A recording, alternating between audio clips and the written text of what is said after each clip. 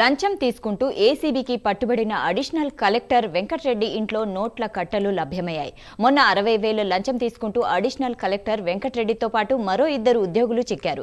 2 రోజుల పాటు వారి ఇళ్లలో, బంధువుల ఇళ్లలో సోదాలు నిర్వహించారు. దీంతో చైతన్యపురి కాలనీలో వెంకటరెడ్డి అద్దెకుంటున్న నివాసంలో సోదాలు చేపట్టారు.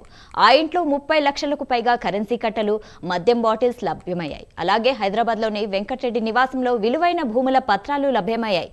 మరోవైపు అడిషనల్ కలెక్టర్ వెంకటరెడ్డితో సహా 2 ఉద్యోగులను రిమాండ్కు తరలించారు.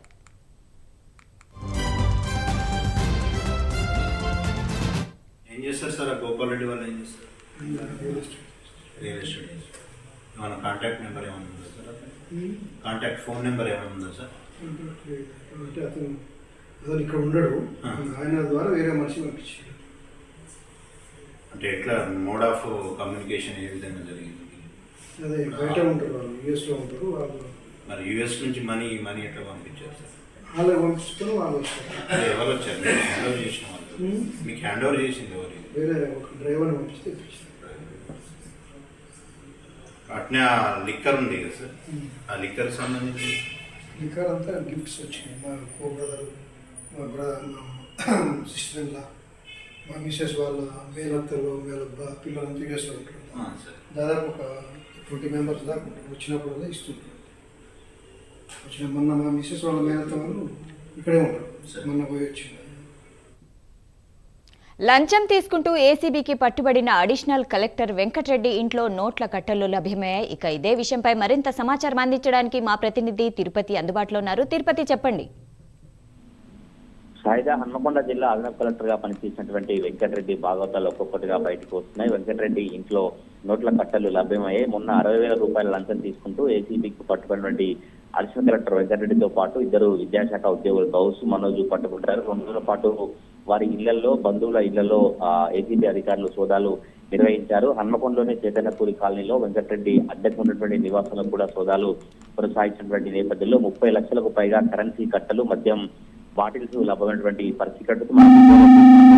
అంటే ఎప్పటి నుంచి ఈ వెంకటరెడ్డి ఈ లంచావతారం ఎత్తి ఇటువంటి భాగవతానికి తెరదీశారనే చర్చ అయితే హన్మకొండ, వరంగల్ జిల్లాలో కొనసాగుతుంది. గతంలో ఇక్కడ పనిచేసినటువంటి అధికారులు కావచ్చు, అనేక మంది ప్రజలను ఇబ్బంది పెట్టేవాడు. రైస్ మిల్ సంబంధించినటువంటి వాటికి కావచ్చు, విద్యాశాఖగా ఇన్ఛార్జ్ డిఓ పనిచేసినప్పుడు కూడా ప్రైవేట్ స్కూళ్లకు సంబంధించినటువంటి వారితో కూడా లంచావతారం ఎత్తినట్టుగా చర్చ అయితే కొనసాగుతుంది. హైదరాబాద్ లోని తన నివాసంలో విలువైన భూమి పత్రాలను కూడా అధికారులు స్వాధీనం చేసుకున్నారు. అడిషనల్ కలెక్టర్ వెంకటరెడ్డితో పాటు సహా 2 ఉద్యోగులను అధికారులు రిమాండ్కు తరలించినటువంటి పరిస్థితి కనబడుతుంది. సో ఈ వెంకటరెడ్డి వ్యవహరించినటువంటి తీరు కావచ్చు, వెంకటరెడ్డి గత ఎప్పటి నుంచి అడిషనల్ కలెక్టర్ గా పనిచేస్తున్నారో అప్పటి నుంచి ఆయన వ్యవహార శైలి ఎట్లా ఉంది, ఇప్పుడు అధికార వర్గాలతో పాటు ప్రజల్లో చర్చ అయితే కొనసాగుతున్నటువంటి పరిస్థితి కనబడుతుంది. ఏసీబీకి దొరికినటువంటి హన్మకొండ అడిషనల్ కలెక్టర్ వెంకటరెడ్డిపై మరొక కేసు నమోదు చేశారు.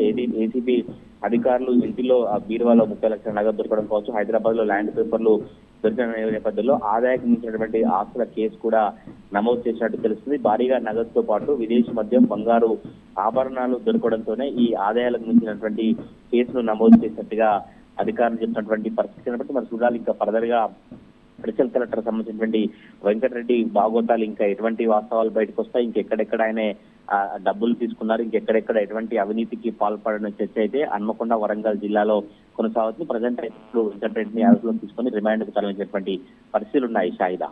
Right, thank you Tirupati.